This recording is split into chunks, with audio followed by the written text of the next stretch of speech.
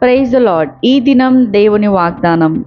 నేను నీతో చెప్పుచున్నాను, నీకు తోడై ఉన్నాను, భయపడకుము. యెషయా గ్రంథము 41వ అధ్యాయము 10వ వచనము. నా ప్రియ నేస్తమా, దేవుడు బలపరచడం అంటే కష్ట సమయంలో, కృంగిన సమయంలో, పోరాట సమయంలో హృదయమునకు బలం అందించడం.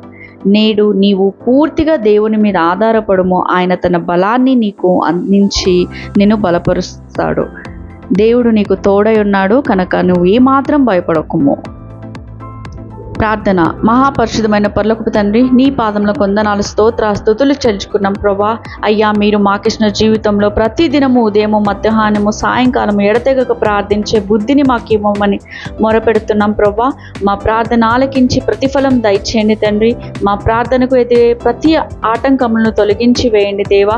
అయ్యా, పాపం మమ్మల్ని ఏలనీయకుండా మేము పరిశుద్ధంగా జీవించుటకు సహాయం చేయండి తండ్రి. ఆర్థిక ఇబ్బందులు, అనారోగ్య సమస్యలు మమ్మల్ని వెంటాడుతున్నాయి. సహాయం చేయండి తండ్రి. స్వస్థపరచండి తండ్రి. మీరు చేసిన మేలును బట్టి ప్రతి దినం మిమ్మల్ని స్తుతిస్తూ మీ అద్భుత క్రియలను, ఆశ్చర్య కార్యములను అనేకులకు వివరిస్తూ మా కొరకు మీరు చేసిన త్యాగంను, మీ రాకడను జనులకు ప్రకటిస్తూ మీకు ప్రియమైన శిష్యులుగా జీవించే ధన్యత మాకు ఇవ్వమని వేడుకుంటున్నాను నా తండ్రి.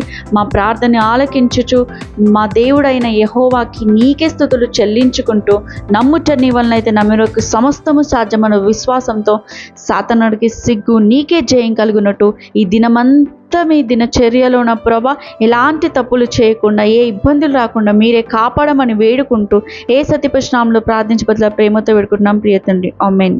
Praise the lord. Thank you.